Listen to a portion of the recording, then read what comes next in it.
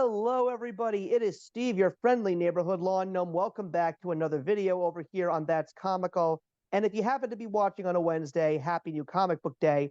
Well, everybody, I'm very excited to have my fellow That's Comical colleagues, Cammy and Andy, here tonight for a video that we have been so desperately trying to record and get out to you all, but it has just been like a small snowball starting to roll down a hill, turning into a gigantic boulder of mayhem due to a whole bunch of different things on everybody else's end. But I'm glad to say that we're all here, we're well, we're healthy, and we are finally ready to do another Superman themed video because the year is almost over and we still have a couple of 85th anniversary Superman videos for the celebration to do. But before we get into that, Andy, Cammy, it's great to see you guys. I'm hoping everything is well.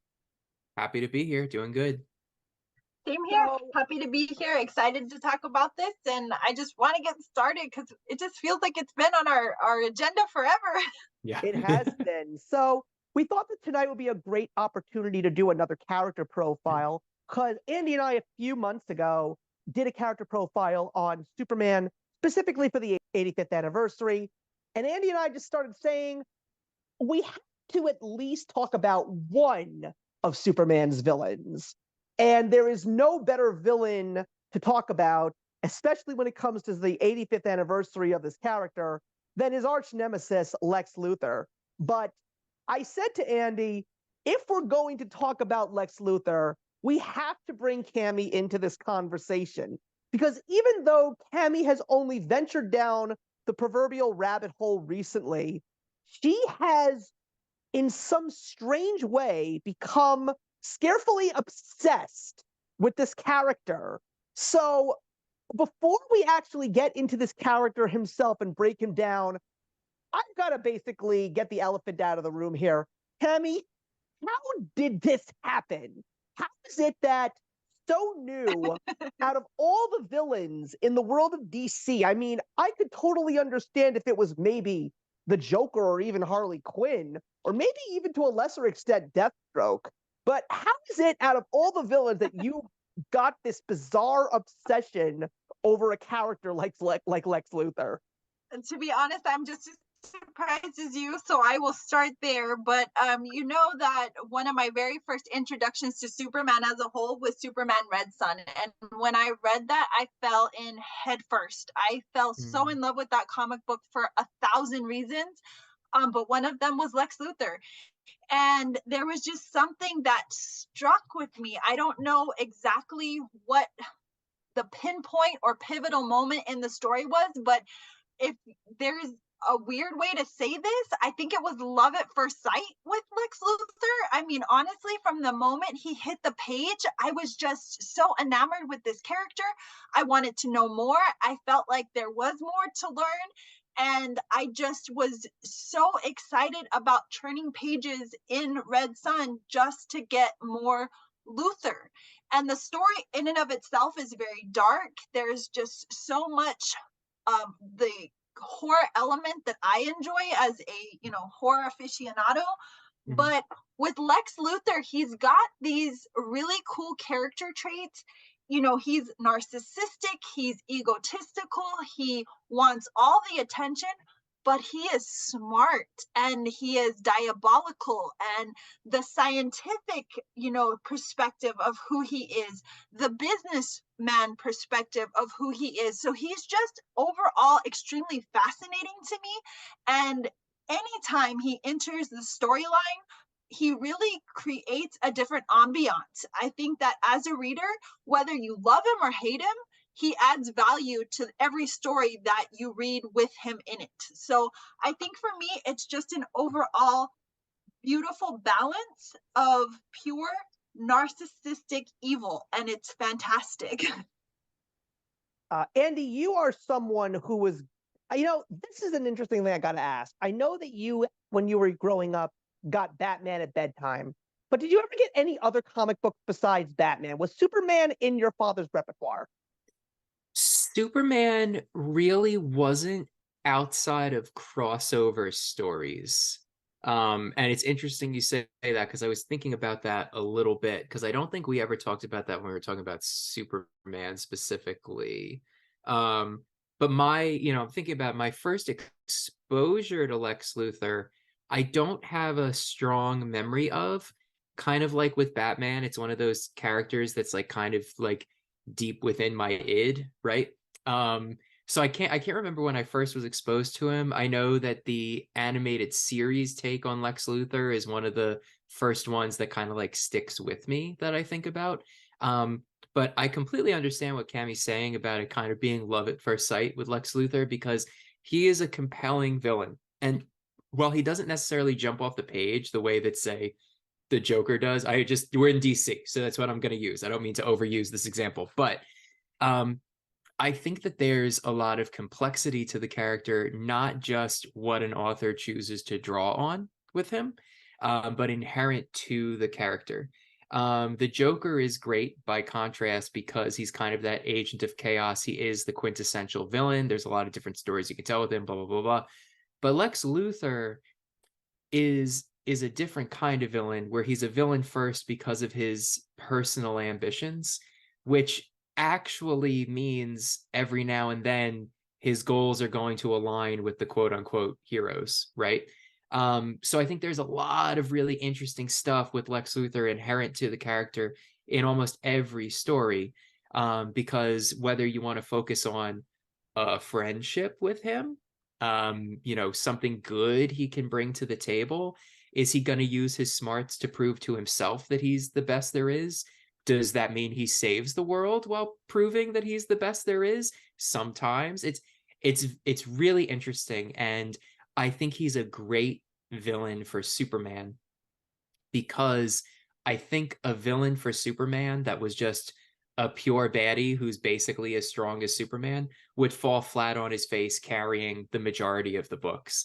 I think someone as complex as Lex Luthor is the only kind of villain that makes sense to be the ultimate arch villain to a character like Superman. So there's a lot of thoughts there, and we'll talk more in depth about it as we go. Yeah, for But just sure. as a starting line, I really like Lex Luthor. I understand, Cammie, what you're saying, and that's kind of my take on him.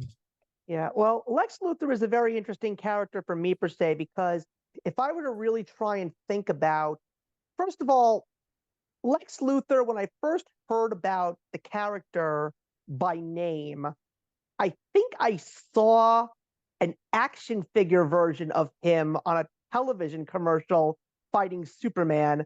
And I just saw this bald guy in a purple suit. And I'm just saying to myself, who the heck is this guy? And I think my second exposure to him was actually Gene Hackman's portrayal of him in the first two Richard Donner Superman films. And that was pretty much who Lex Luthor was for me. So he really wasn't a big thing for me. And you want to know what's really interesting? Before we got together, I did like to do a little bit of research just to see Lex Luthor's beginnings in general. And I actually feel that he really was a character that DC really didn't know what to do with for a very long time until DC developed their word of the day, which is crisis. So when we take a look at Lex Luthor, I mean, first of all, I had no idea how old this character was. I didn't know that Lex Luthor was only created 2 years after Superman. He was introduced in a very early issue of Action Comics, and it was the evil genius tycoon. He actually had red hair. He actually had hair. That was what I found very interesting. But I do think the whole thing with him going bald is a very important take because he's just so identifiable now as a character. But it's really funny because when you take a look at him starting in the Golden Age and going all the way through the Silver and Bronze Age, all the way to 1985 with Crisis on Infinite Earth, he had gone through so many different changes in regards to who he was. At one point in time, he was the evil genius business tycoon in the suit. And then when you get into the Silver Age, particularly in the 1960s and 70s, that's when he dons the pink and forest green suit. And then he gets that big green suit of armor. And thanks to a show that we all cannot deny, as campy as it was important for us all growing up. And that, of course, was the challenge of the Super Friends, where Lex Luthor is the leader of the Legion of Doom. And again, very straightforward villain, very cookie cutter. You know he's the bad guy. You know Superman and his friends in the Justice League are the good guys. So, yeah, for me, in the beginning, not really an interesting character. You know, I was probably more interested in characters like Bizarro at the time. But of course, when I was that young, I didn't even know much about Superman's rogues gallery in general. And I also feel that that was one of the issues that I personally had with Superman being exposed to him as a kid, because it seemed that the go-to villain all the time when it came to Superman was Lex Luthor. And most of the time, it was the business tycoon Lex Luthor, and it just wasn't doing anything for me. So that's my overall first impressions of the character. I just feel that they really didn't know how to make this guy exciting, especially when you take a look at other DC characters and you look at Batman's rogues gallery. Heck, you can even look at the Flash's rogues gallery. Mm-hmm. That's a bunch of more interesting and fun characters to enjoy. Superman's not so much, outside of maybe Bizarro, Mr. Mxyzptlk, and just to name a few, and of course, you know, Darkseid. You guys know I have not read in depth like you have, but there are a little few facts that I was able to pick up about Lex Luthor. And one of the funniest things that I read was that when John Byrne had redesigned Lex Luthor, because, you know, Steve, you were talking about all of the different redesigns and reboots and things that Lex has seen over the years, his vision of the businessman persona that he created was actually modeled after a combination of businessmen of that time, which was mid 80s. And one of them was Donald Trump. And I just thought that was the most hilarious fact, because if you really look at some of the, you know, true business features of Lex Luthor, there are points where he's a little heavy set. You know, he's got a receding hairline. You know, there's a lot going on with the hair, but there's also a little bit of Ted Turner in him. There's a little bit of Howard Hughes in him. So it's just a really interesting thing. But then Byrne comes in to say, amongst those three people that he created the reboot on, he put a little bit of Satan in there, which we all know is a definite caveat of Donald Trump. So I just thought that was hilarious, you know, because you really can see that through and through. But in all those reboots that you were mentioning, Steve, I thought it was really interesting how we went from the scientist perspective to the businessman perspective. And of course, he still shares those two hats. That's a quintessential character development to make him well-rounded.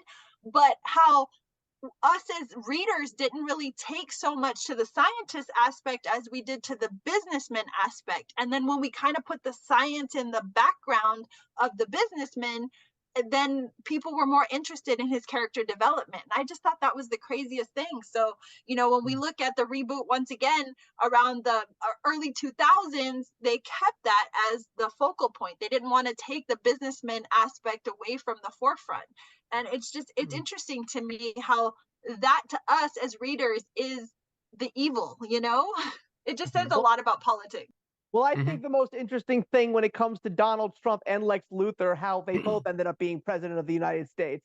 That is actually kind of funny, because yes, in a couple of comics, Lex Luthor, especially in the Jeff Loeb, Ed McGuinness, Superman, Batman, Public Enemies, that is the issue where Lex Luthor becomes president of the United States. And there even are some Elseworld titles where he actually becomes president of the United States as well. I think there was an Elseworlds title where Superman actually kills Lex Luthor. Yeah, but and it works really well following what Cami said. So I'm glad you added that, Cami, because I think that, you know, kind of talking about what I enjoy about Lex Luthor being kind of the inherent complexity kind of comes out most in that like businessman like side, like part of the persona, right?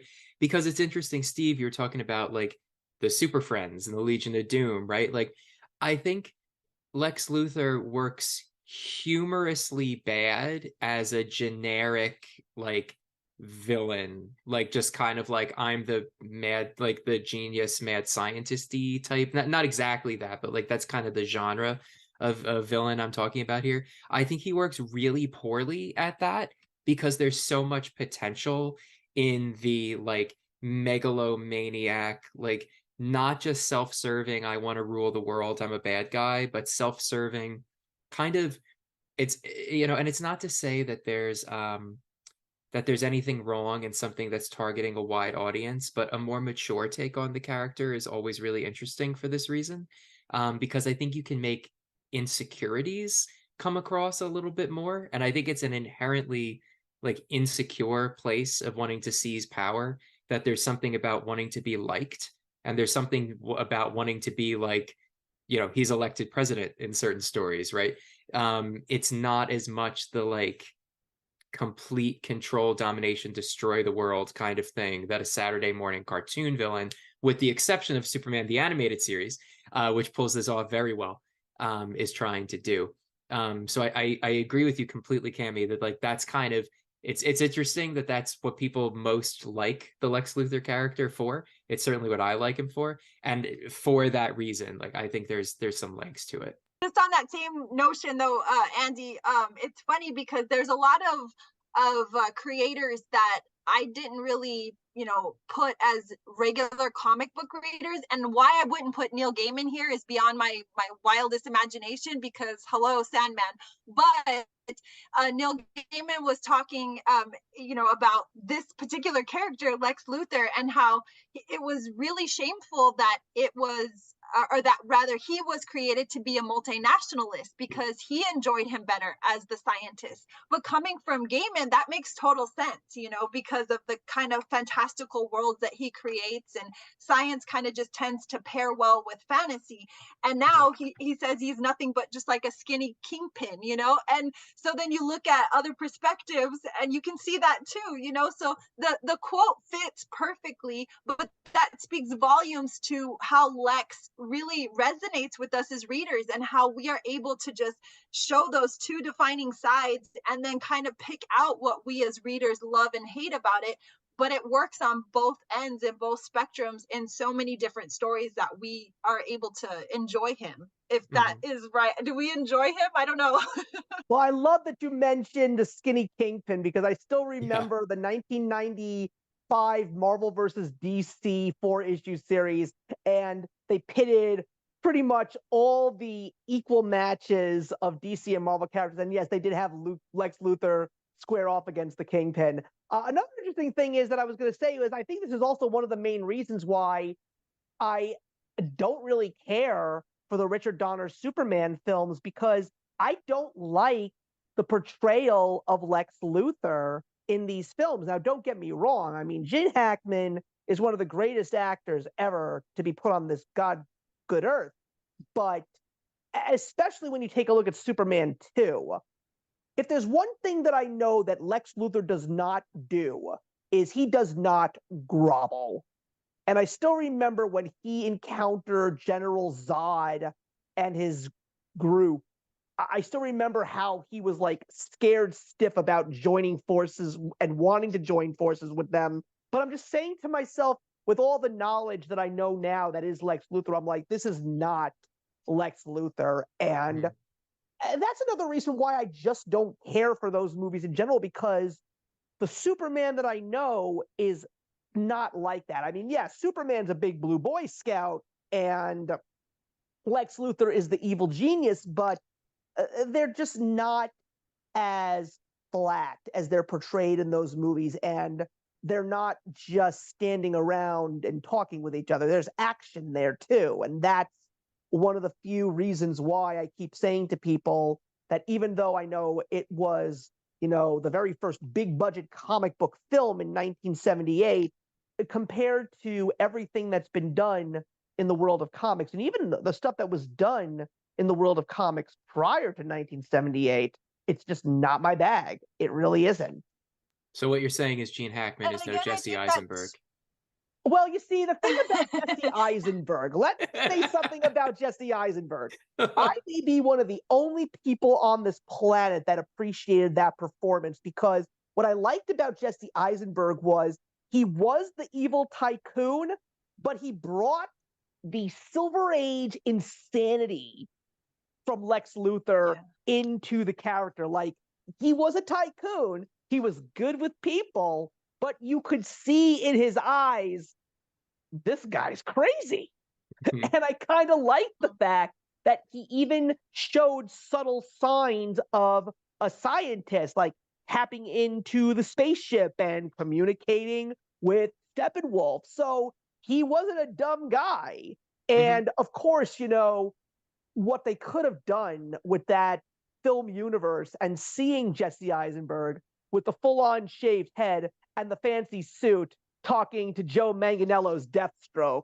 You know, I personally wanted to see more of that Lex Luthor, because I feel that at that point, Jesse Eisenberg, I didn't want to mention this name for a little while, but I'm going to do it now. He was channeling a little bit of Clancy Brown. You could tell. You could tell that he was using that persona just a little bit in that tiny little scene. Fair enough. And I'm glad you mentioned Jesse, because he's actually my favorite human depiction of Lex Luthor. I mean, that was just cinematic magic. Okay, I'm in the minority here. This is cool. Like, and that's where I guess we're going to lead into it right now, because outside of Crisis on Infinite Earths, if there was anything that shaped Lex Luthor into the character that he is today, a very popular character, a character that we have seen so many layers, so many different sides to him, even some points in time where we look at him today and he's no longer a clear-cut black and white villain. There's so many shades of gray right now when it comes to Lex Luthor. We have to talk about Superman the Animated Series, and we have to talk about Bruce Timm and company bringing this version of Lex Luthor to life. And I am going to say this right now, and I will shout it from the rooftop. Any major studio that wants to make comic book movies, there should be a statue of Bruce Timm in front of their gate, so that if you are a hotshot up-and-coming writer and you want to write comic book movies or television shows, you should see that statue of Bruce Timm, and it should say on a big plaque right underneath that statue saying, "This is the guy that knows how to do it right. Learn from him." Bruce I mean, Timm, you're not going to hear anything from me against that. No, that's Bruce Timm. What I appreciate about him was he was the first true fan to tackle comic book characters from DC. And of course, if I'm going to mention him, I got to mention the Round Table. I got to say Alan Burnett. I got to say Paul Dini. I got to say Dwayne McDuffie. I got to say all these guys, because these were comic book readers and comic book movie fans. These were guys that loved these characters so much, they wanted to shape them for a whole new generation.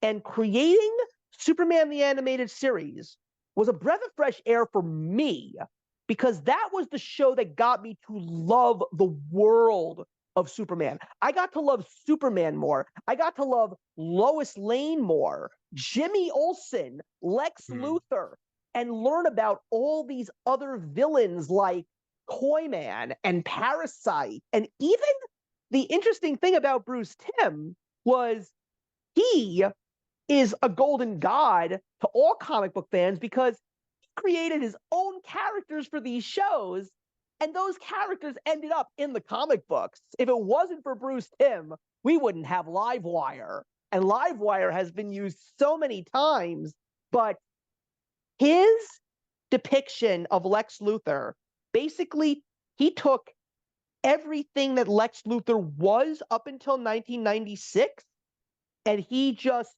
brought him into the 21st century. He tackled the businessman. He tackled the scientist. He tackled the evil genius, because this guy was the leader of LexCorp, but he was in the labs doing his work. you know? And getting Clancy Brown to voice this character and then watch this character evolve in Justice League, discovering that his exposure to kryptonite would give him cancer, and then he would actually put on the purple and green outfit and eventually the green armored suit. And just when it comes to Lex Luthor, like, I read a lot of comics and I've seen a lot of different versions of him. I mean, we'll give also credit to Michael Rosenbaum, who played him in Smallville. Heck, I'll even give credit to John Cryer, who played him in Supergirl. John Cryer, Ducky Dale, played Lex Luthor. That is a combination you never would have thought possible. But Clancy Brown is Lex Luthor, just like Kevin Conroy is Batman, just like Mark Hamill is Joker. Everything that Bruce Timm did for Lex Luthor, it was for the better, and even better for him as a comic character. I agree. I do think he is the definitive Lex Luthor portrayed in, non-comic media.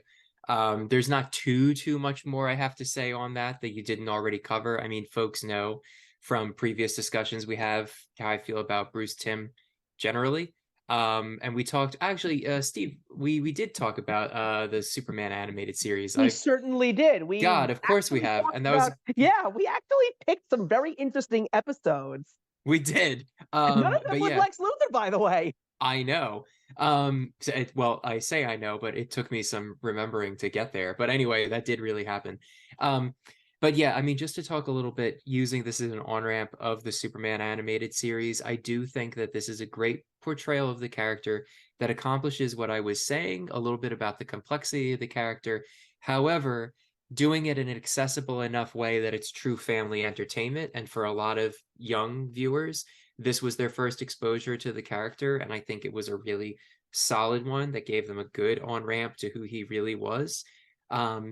I think that the version in the animated series really gets across that kind of primary drive of wanting to be the greatest, not at the expense of the world, but to prove something. It puts him into conflict with Superman, because really the problem with Lex and Superman is that if Superman exists, people might not think he's the greatest, but he's the greatest.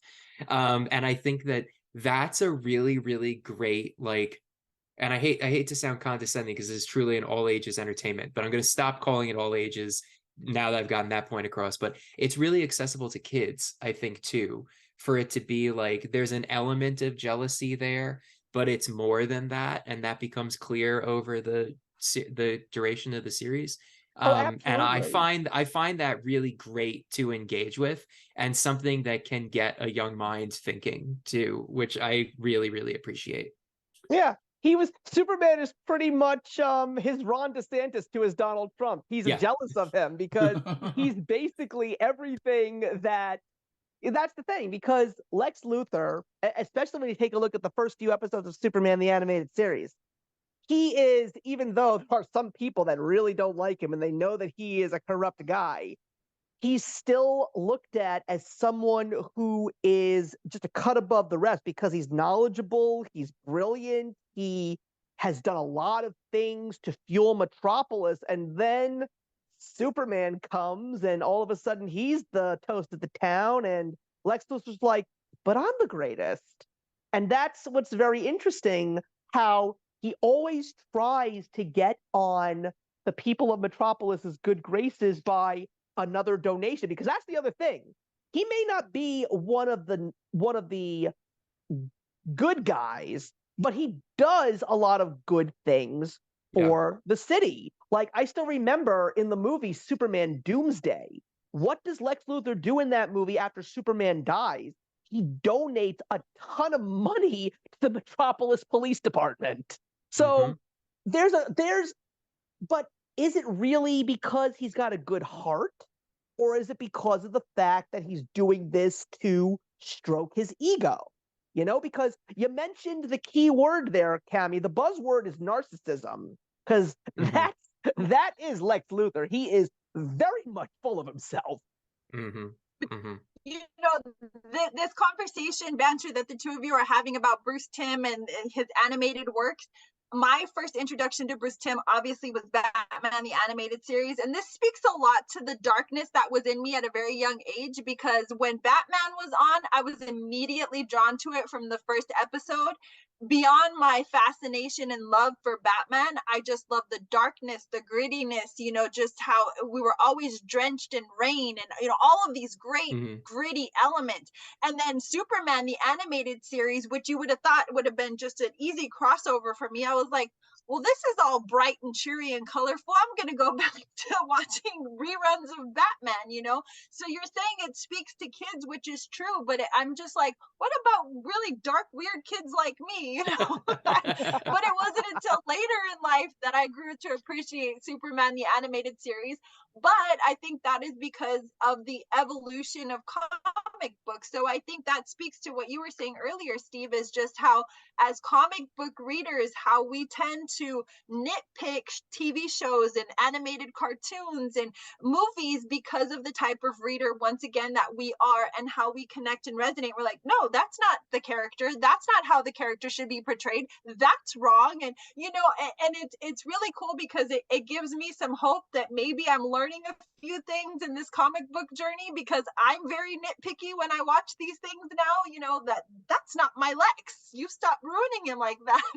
So it's very cool to hear how you guys take it back like that, because whether you've been with Lex from the inception of Action Comics, or you were just recently introduced to him like myself, I think there's a lot in that for everybody, as you can kind of take your journey and go backwards and see some of those older animated series and so forth, and just kind of piece it together with all of these amazing stories that Lex has been. Yeah, and I think the best thing about Bruce Timm is, especially when he goes into the Justice League series and uses the Lex Luthor character. I mean, I think that was probably the most interesting thing that fuels the Justice League show going into Justice League Unlimited as well. Lex Luthor is a crucial part of that show because he is one of the major plot points that drives the whole show, because the whole concept of him getting the cancer leads to the Injustice Gang, and it leads to the side of Superman that we never saw before, which would eventually give us the whole series with Cadmus. And it's just, what I love so much about that is because of the fact that Lex Luthor, because that was another thing that really had not been done by Bruce Timm at the time. And because of the fact that he really made the show more for the adult audience, not just people who grew up with Batman the Animated Series, but just comic book fans in general, he wanted to make it like a soap opera. Like, he wanted to make it like an ongoing story, which was something that he started to do with Superman the Animated Series. But he kicked it up a notch by adding that extra level with Lex Luthor's story. And I think it was Justice League that I love so much because it gave me so many great memories and so many quotable lines. And more importantly, it gave Clancy Brown the chance to do things that you never thought possible. And I think my favorite thing that I constantly say to people is, after Epilogue, that episode with Batman Beyond tying the whole DC animated universe together, they thought the show was over, and they said, oh no, we've got one more season coming up. So Bruce Timm just basically said to the guys, let's just have fun. Let's just bring the Legion of Doom in and let's have a good time. And it's just like, I remember the whole thing with the Legion of Doom and how Gorilla Grodd is the leader and how there's a big power feud between him and Lex Luthor. And it all goes to that one episode, The Great Brain Robbery, where the Flash and Lex Luthor swap brains.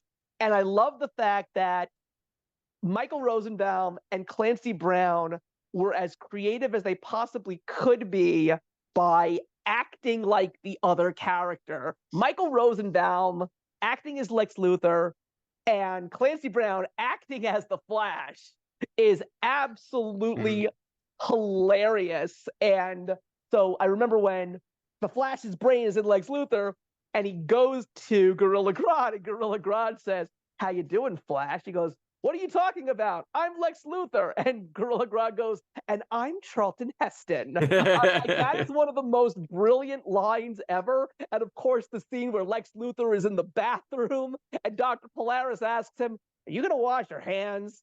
And then Lex Luthor goes, no, because I'm evil. Like, the lines in that episode are simply brilliant. And it just, even though that's not Lex Luthor in those scenes, it's so, he's just fantastic. Absolutely fantastic.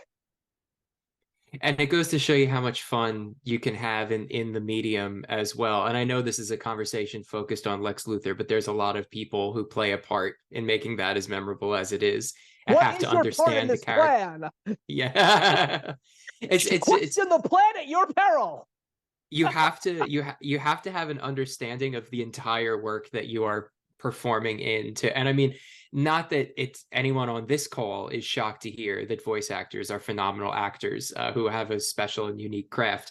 But I think to the wider public, sometimes that can be something that can slip aside until you see something truly great. And it shows that the cast really understood what they were there to do and the broader context of the role they were playing too. That says a lot, what you were just saying, Andy, to Mark Hamill and how much he encapsulates the Joker. And you hear this in interviews that he does all the time, and just the mad appreciation that he has for that character, the development of just the laugh in and of itself, which again speaks volumes to character actors, because like you're saying, Andy, it's such a pivotal part of creation in character.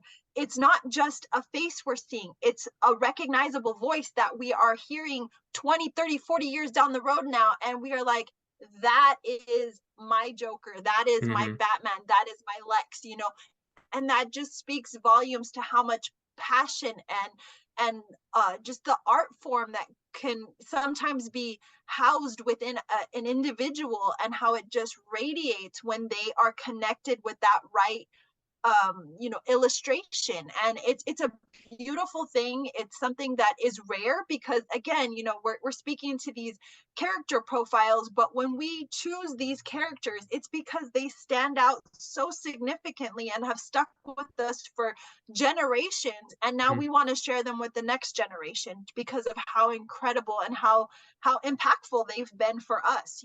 So I'm so glad you pointed that out, Andy, because it's so important to not only share with, but remind future comic book readers and animation watchers the importance of that. And maybe it comes with time and age, but I think for me, I appreciated that very early on, and it just resonated and stuck with me as I developed into being a comic book reader. Hey, thanks to Bruce Timm, we all know what Joker's greatest fear is now. You guys know what it is, don't you? And what's the reference? He is afraid of tax evasion. Oh God, yeah. Okay. Oh, I'm crazy enough to take on Batman, but Not the IRS? No, thank you. That is also one of the greatest lines that Bruce Timm ever delivered us for his shows. So, because of Bruce Timm, when we take a look at Lex Luthor now, there's another interesting dimension, and I'm not necessarily sure if it was in the comic books first, but the interesting thing about the relationship between Lex Luthor and Superman, it's also a very interesting love-hate relationship, because Lex Luthor is so obsessed with Superman when he first encounters him. And I'll go back to the animated film Superman Doomsday, when Superman is gone and Lex Luthor creates that clone of him. And then he brings the clone into that red sunroom with kryptonite gloves, and he starts beating the living pulp at it. He then grabs that clone's face and says, "Why did you leave me? Why?" It's like every single time I watch that, I'm just like, wow. This is a side of Lex Luthor that I don't think anyone would have ever seen coming if they were first exposed to Lex Luthor in this. But yeah, there's a love-hate relationship between those characters. And Lex Luthor stokes that fire, hands down. He can't live without Superman anymore, because he's a driving force to trying to have him continue to better himself to accomplish his goals for the purposes of his own narcissistic ways and ego. You know, it's weird and sometimes a little bit sick.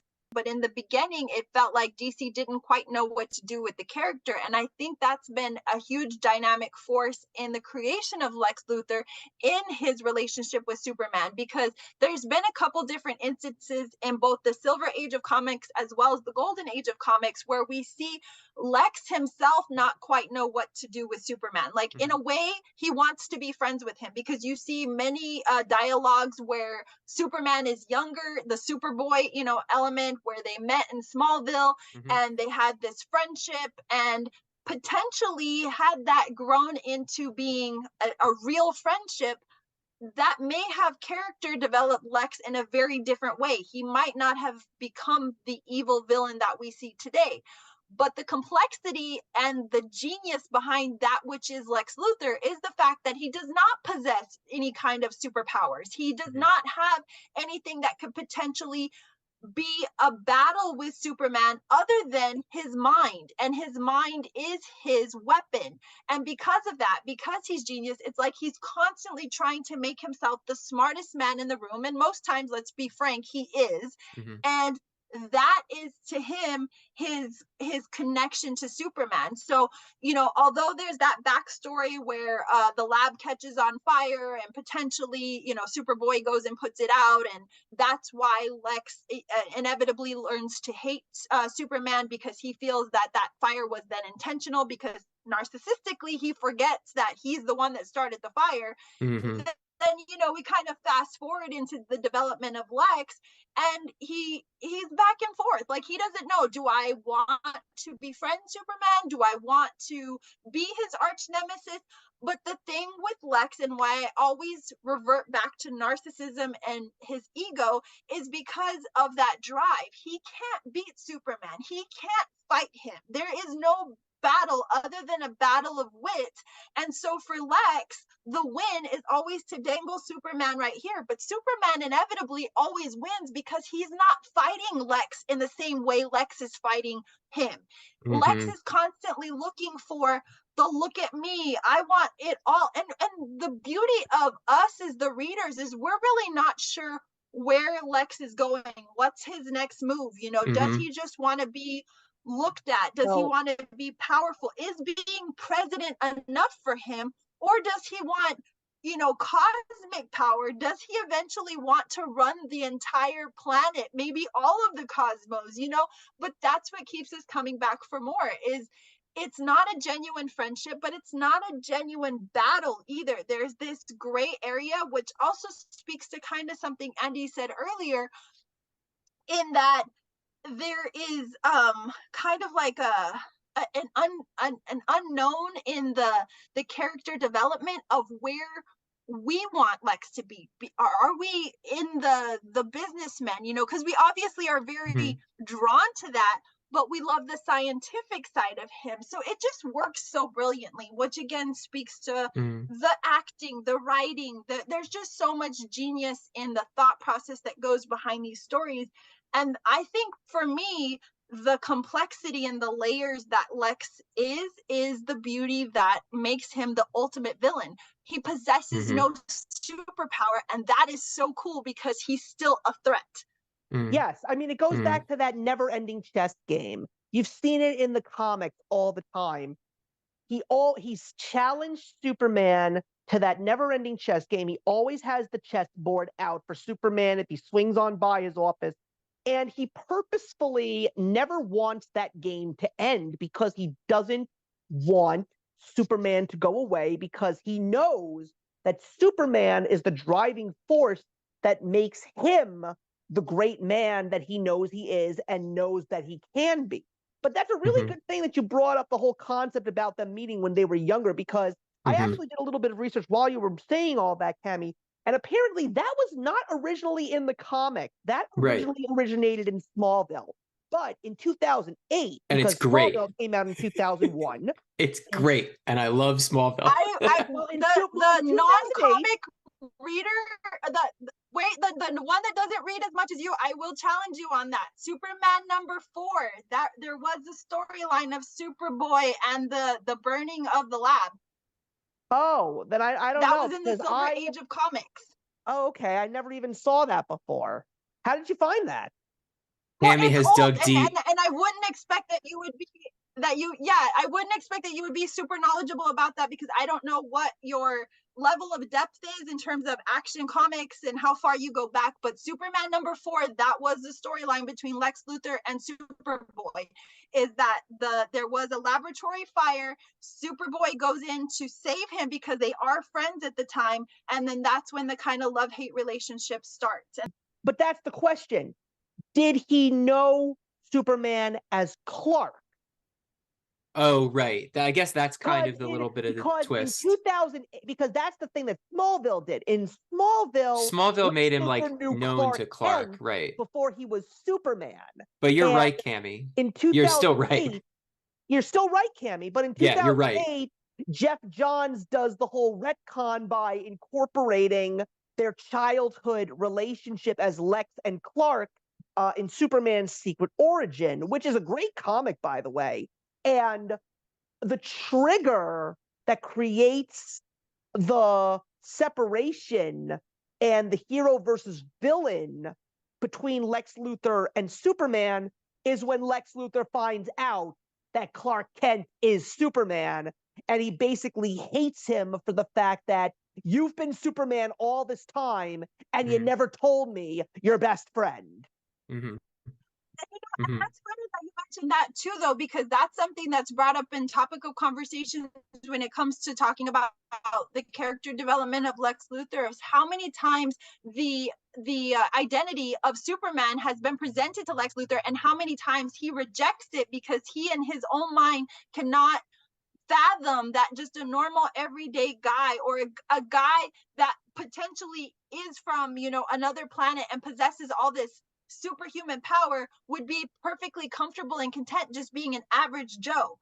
And so he continuously dismisses that thought process, and it is brought up many times in many circles. Now, whether or not that's brought into storylines to be like a moving story or a moving part in a particular comic, I'm not sure, because I wouldn't be able to speak to that. But it is definitely brought up in like threads and stuff where comic readers are, you know, constantly talking about a character development and stuff, and just how he dismisses that. So it is a huge drive for him. I think, again, it goes back to your analogy of the chess game. If he doesn't recognize who he is, or what he potentially is pretending to be to hide who he really is, and he doesn't allow Superman to ever win the game, then there's always going to be a game. Hence, like Joker and Batman, you know, Joker doesn't want to ever kill Batman, because then what is his purpose in life? What is he going to live for? He lives to torment Batman, so because he himself is tormented. So it's such a cool thing, and this is why I love comics. I think you've keyed into there what makes Lex a great foil to Superman, which is if you get to what's important about the characters, which hilariously is not the superpowers and the super intelligence, but if you get to the heart of like what makes them, what's really different between the two of them at the end of the day. And I think the answer is really that like Lex wants everything about him to be known and valued by everybody, and Superman has a secret identity. Yeah, it's Superman has a secret identity and rejects exactly the thing that Lex wants, and it's less a, you know, yin and yang of good bad, and more a personality foil, which is what I think makes it such a strong character and such an interesting character to write.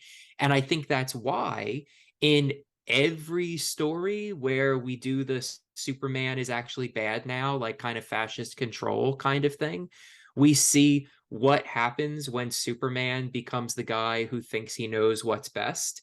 He becomes a Lex Luthor megalomaniac type villain. We don't really see, I mean, okay, we do occasionally, but the common way of writing evil Superman is one of control and keeping things together, not one of pure destruction. And so that's because when he's evil, he becomes a version of Lex. with the unimportant side thing of there's superpowers involved too. But it's the megalomaniac control that he rejects that shows you what is strong about the other. Yeah. So what I And let think me is, just say, megalomaniac is one of my new favorite words because that does come up a lot in topic of conversation with Lex Luthor, and it's just a great word. It's a mouthful and it's fun. yeah, but it doesn't beat my favorite word, which happens to be plethora. There's just something about that word that just rolls off the tongue beautifully. But anyway, so let's go a little bit further. Where is Lex now? Like, where has he been for like the last 20, 30 years? He's definitely become a very interesting character, particularly in the comic books. And this is where I got to give credit to Peter Tomasi and Dan Jurgens, because when those guys were told to start taking over the Superman story in the New 52, thanks to the start of Superman, Lois, and Clark, Lex Luthor takes a very interesting turn at the end of the last days of Superman in Justice League issue 52, where there is no longer a New 52 Superman. What does Lex Luthor do? Well, he gets himself a super suit and says, I am Metropolis, this new Superman. And then what's so funny is his reaction when the classic Superman shows up in the Rebirth story. It's a very different side of Lex Luthor. He's not entirely upset because he's glad that there's a Superman again. But this time, it's more of less a supervillain and more an anti-hero as Lex Luthor in the comics. Because I haven't read it. I heard it's fun, but I heard it's not really one of the better stories in the Rebirth. And it was the story arc of Men of Steel, where Lex Luthor and Superman actually team up to fight a common threat to Metropolis. So I think it's a very interesting way to continue to see Lex Luthor evolve, because now Lex Luthor has become, at some point in time, Metropolis's savior in the form of a superhero rather than just a business guy. So it's a very interesting look. And I have read some recent stories of Lex Luthor, because I know that in recent years, he hasn't really been showing up much in Action Comics. He started showing up again after Philip Kennedy Johnson left one of the books, and when Josh Williamson started the Superman title up again, he started making a new Lex Luthor storyline, and Lex Luthor is definitely not necessarily a clear-cut villain. He's definitely someone who is a little bit more of a good-natured guy, even though he's still very egotistical, but his attitude with Superman is a little bit different than what it used to be. And that goes to the way that we're talking about and have been saying, the way of writing the character, where yes, he's a villain. We're not sitting here and saying, you know, he's generally written as some like neutral, ooh, which way will he go? He is a villainous character. That's how he's written.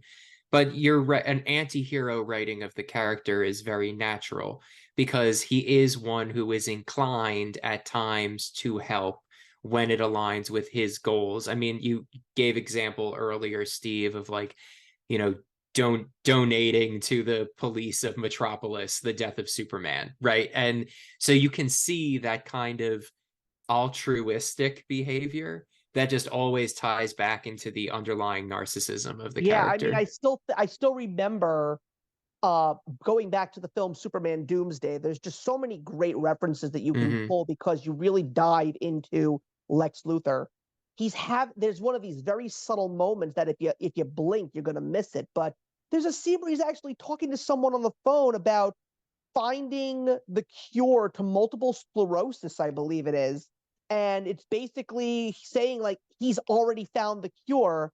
And he said, call up like the big pharmaceutical companies and let's slow the process to a crawl. It's like he has the ability to save so many people, but he chooses not to do it right away because he wants to get the most bang for his buck, if you will. Like he wants to just make sure that if I'm gonna save people from this disease, I want to walk out of there like a freaking bandit with Yeah. tons of money in my pocket. So Mhm, once mhm. again, narcissism, egotistical, megalomaniac. That's him. That's Lex Luthor. Good Yes. intentions, yet he finds a way to make it somewhat not so great. Distasteful in any Yeah. way possible as anything. And it gets to the drive. So like I talked about like, you know, where like these characters exist in my id and how I don't like know exactly my first exposure to them, all of that. But like it gets to like the underlying human thing in these characters when we say what makes Lex Luthor distasteful. And there's something that I think your average person kind of understands, which is there's something admirable in Superman's rejection of glory and seeking of a personal life in amongst all of his, you know, power, and rejection of the majesty that could come with that power. And then Lex Luthor shows us that foil of what happens when you don't have that very human kind of humbleness that we, you know, that we praise. Mm-hmm. For goodness sakes, he's tried to kill his own parents multiple times in several storylines. What does that say about him? Yeah, and in the most recent storyline written by Josh Williamson, Lex's mom came back. Mm-hmm. That is like one of my favorite classic, like campy 80s cartoons. Like the greatest foil for any major supervillain in the 80s is their mother. It's Mm-hmm. so funny. It really is so funny. But my absolute favorite pairing for Lex Luthor is Brainiac. I think the Yes. best Yeah. part of Lex Luthor comes when he is paired with Brainiac. There is just something underlyingly unsettling about Brainiac for me as a human being, because I know with all of the AI production and development and how we've evolved with that over the years, that there is potentially a Brainiac out there in existence as we speak.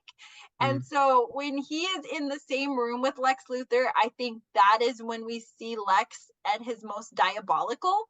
And I think the same thing can be said when we see the adverse evil Superman when he is in a room with Brainiac. The same thing, because Brainiac tends to bring out this honesty, but the honesty of the evil that lies within them and what they are truly capable of. And so I could not bring up Brainiac in this conversation, because I do think that he is a fantastic character attribute to our main character that we're talking about. So And then you got to I go had to back say to the that wonderful because world of I Bruce don't want it Timm, and to. it's like when Clancy Brown Yeah. teams up with Corey Burton, it's magic. You're capturing magic in the bottle there. You see, Brainiac is a character that is definitely, when you take a look at the most iconic Superman villains, it's Lex Luthor and Brainiac. They could either be number one or number two any day of the week. Yeah. My issue is I have not read enough Superman comics with Brainiac as the main villain in them. Now, I have seen everything that Bruce Timm has done with Brainiac in it, and it's all amazing, but that's the best that I've got in terms of Brainiac. I know he's an excellent character, and again, Bruce Timm being the genius that he was, doing a whole new take on Brainiac by incorporating him as the super intelligence of Krypton and having that real close link to Superman. But look, we can't talk about Brainiac here. This is a Lex Luthor episode, but you're absolutely right, Cammy. Yeah. What Brainiac does to Lex Luthor is, you know, if Superman drives him, this is the drive that Lex Luthor needs tenfold, because he knows that tapping into Brainiac gives him ultimate knowledge and ultimate power. And that's the thing. What really is Lex Luthor's intentions at the end of the day? Does he want to be like the supreme being of the cosmos? Like, we don't know. But Brainiac is definitely one of those things that really does fuel that fire for Lex Luthor. And you're right. I think that Brainiac adds a different dimension to him. And I think that what Brainiac does for Lex Luthor is it really does fuel that villainous side of him.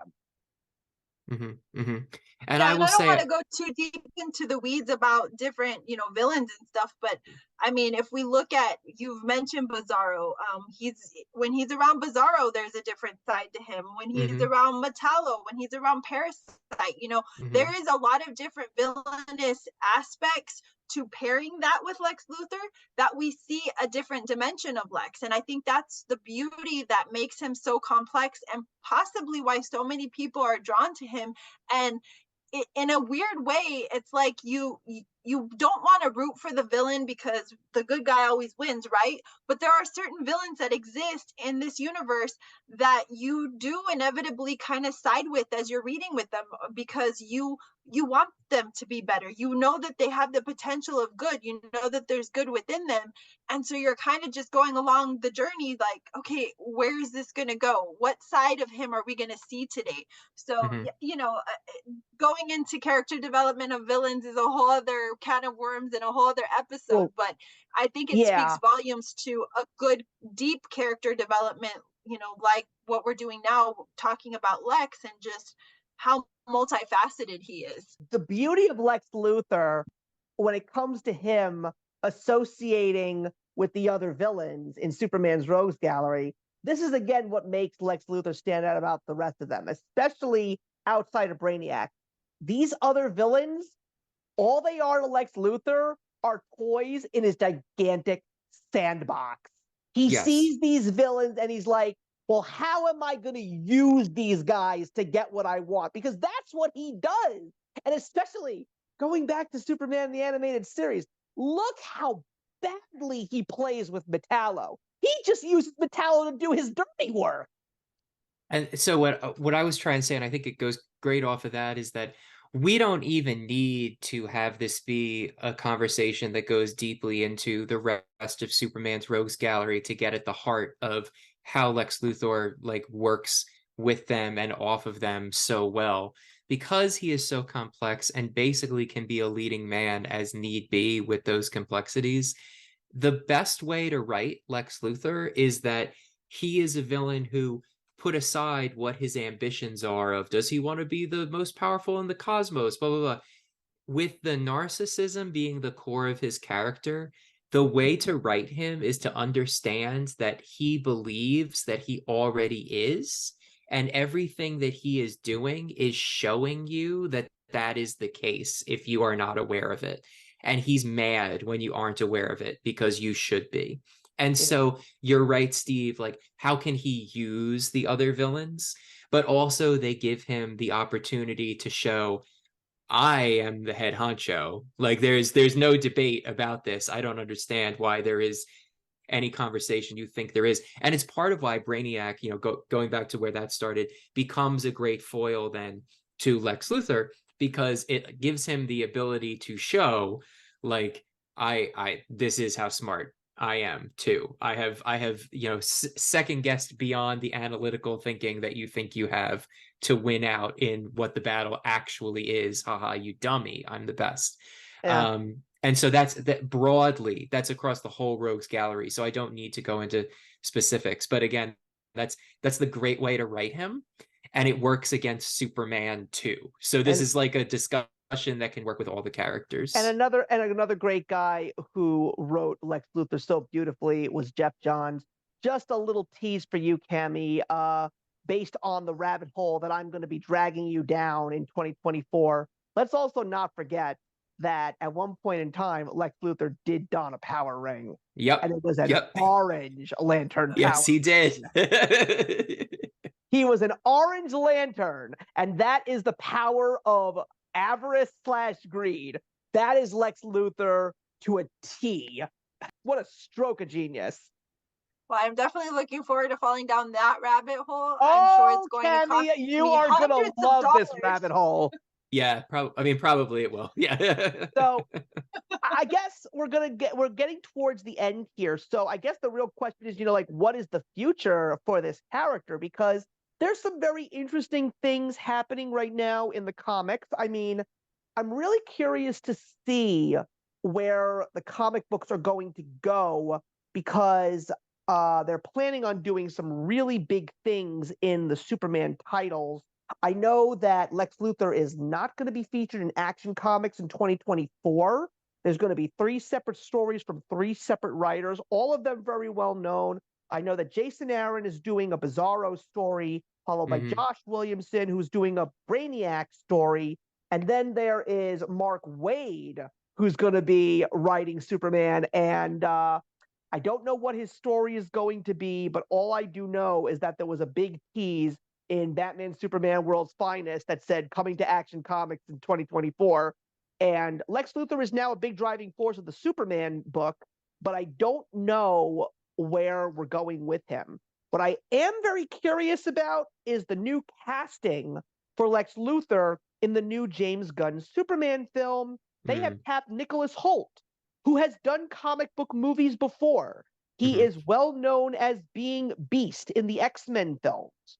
So I personally think that he can do a good job as Lex Luthor. I definitely believe that Nicholas Hoult can embody the genius mind persona of him. But, my attitude about comic book movies in general right now is very, very strange and up in the air at the moment. But I, I think it's a good casting choice. And I just hope Mhm. that he will be a memorable version of Lex Luthor because there have been so many depictions of Lex Luthor, and some of them even get lost in the wings. And fans like us, in every shape or form, are the reasons why we remember them. Like, I still think that even though a lot of people love Gene Hackman, I did very much enjoy Kevin Spacey in Mhm. Superman Returns, even though that movie is god awful. Mhm. But Mhm. I loved that Kevin Spacey brought the insanity like Jesse Eisenberg did in a different way because Kevin Spacey did it, but he acted like he was 12 feet tall. I'm just upset because I feel like I need to rewatch Jesse Eisenberg on screen as Lex Luthor after this conversation because I have been made to feel like the crazy one on this call by having not Oh, liked his Andy, portrayal. I'll be perfectly honest with you. I'm going back to that discussion that we all had in Zack Snyder's Justice I League. And I know know, that you I weren't the know, biggest fan, but that's okay. Trust I me, you're know it not is, I know alone. it is. But when we had that conversation too, I left that conversation thinking, I'm wrong, aren't I? You know something? For all I know, we're wrong. I mean, the Yeah. only reason why I know that I'm not wrong is because of the fact that I cannot call Zack Snyder a bad film creator, especially when it comes to comic book films, because 300 and Watchmen are 2 of the greatest comic book adapted films ever made, Yeah. period. Yes, I agree. Here's why you're not wrong, Andy, and not that you're right either, because I love Jesse Eisenberg, but All I'm right just or saying, wrong, we don't know.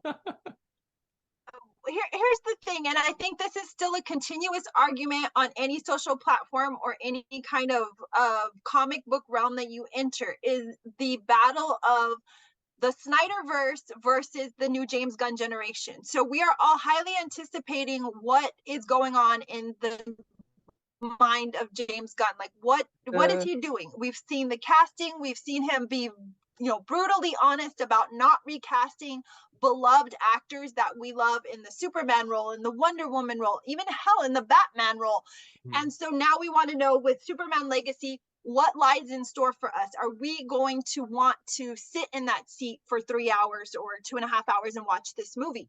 But what happened with the Snyderverse is something magical. And that was because we came off the Joss Whedon version, which again Mhm. wasn't horrible. I mean, we didn't have anything at the time. Joss Whedon, in and of himself, is genius for many Mhm. reasons. And I will die on that hill because I'm a huge Yeah. Buffy fan. And so Yep. I love him for that reason.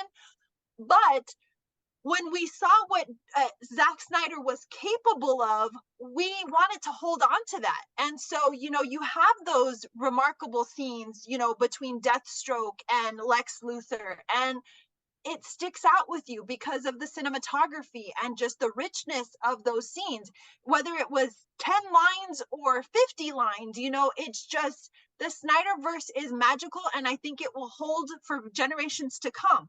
As we look toward the future of what potentially Gunn and his partner have in store for us, I think we're a little apprehensive because we don't want to go back to the Whedon generation. You know, we don't Right. want to see what Zack Snyder built get destroyed by James Gunn. And the fact that he is just blatantly open about not wanting to revisit that is scary to a lot of people. But I do think that it opens up a lot of potential for what he's kind of selling to us, and that is younger versions of these characters to possibly bring us into like a growth with these characters, you know?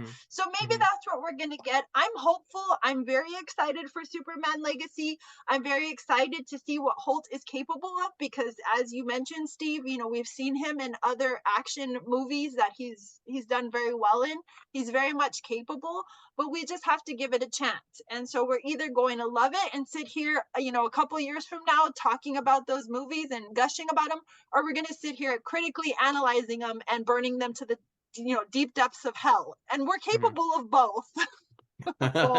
Well, Andy, I'll just tell you that if you want to revisit Batman v Superman, go and watch the rated R version. That's the only way that I would say to people you need to watch that movie again, because the PG-13 film version, too much studio interference and managerial issues. That was not Zack's vision. His ultimate uncut rated R version with the 30 additional plot piece, with the 30 additional minutes of film that is integral to the plot, just makes the movie make more sense, as it should have been. But Cammy, I'm not anticipating James Gunn's DC world. As a matter of fact, I am one of the few people that is suffering from mad superhero fatigue.